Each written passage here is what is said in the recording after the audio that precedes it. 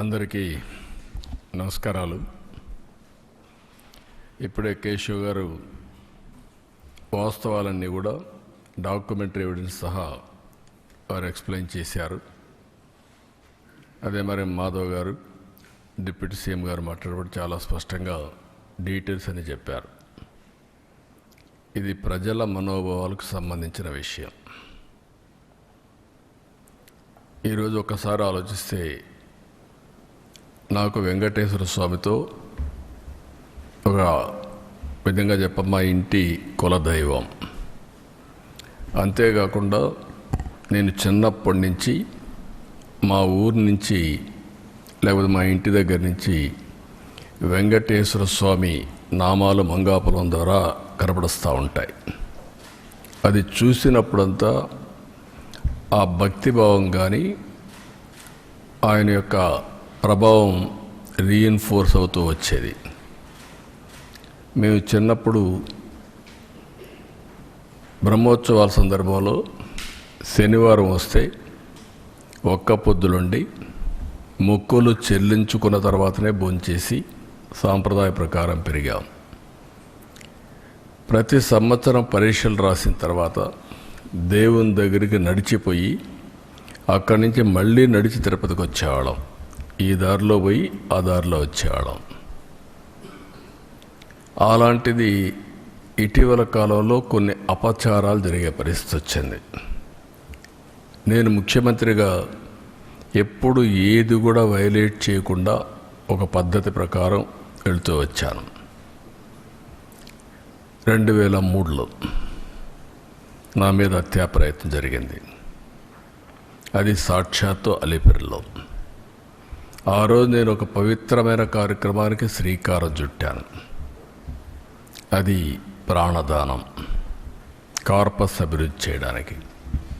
సిమ్స్లో ప్రారంభించి ఆ రోజే ఆనాటి చైర్మన్ టీటీడీ ఆదికేశులు గారు 1 కోటి రూపాయలు ఫస్ట్ విరాళం ఇస్తే దాన్ని అక్నాలెడ్జ్ చేసి అనౌన్స్ చేసి కొండపై పోయేటప్పుడు దగ్గర 23-24 క్లేమోర్ మైన్స్ నా మీద ప్రయోగించడం, కొన్ని క్లేమోర్ మైన్స్ వచ్చి నా కారు కొట్టడం.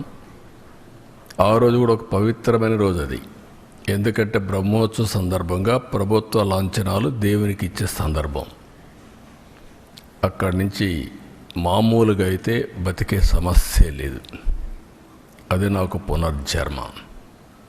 సాక్షాత్ వెంకటేశ్వర స్వామి దిగొచ్చి నన్ను కాపాడాడు తప్ప లేకపోతే ఏ విధంగా కూడా బ్రతికే సమస్య లేదు. అలాంటివి చూసినప్పుడు దేవుడిని నమ్మకుండా ఉండలేము.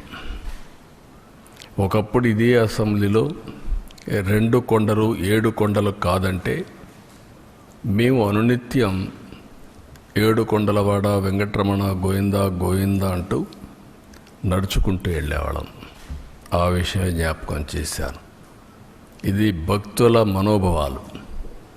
భక్తుల మనోభావాలతో ఆడుకోవద్దండి అని చాలా స్పష్టంగా చెప్పాం. గడిచిన 5 సంవత్సరాలు వీళ్ళ ప్రవర్తన పరాకాష్ఠకి వెళ్ళింది. వీళ్ళ అధికారం ఉన్నప్పుడు రాముడి తల తీసేస్తే నేను అక్కడికి పోయి అడగడానికి, వాస్తవాలు చూడడానికి పోతే తిరిగి నా మీద కేసు పెట్టారు.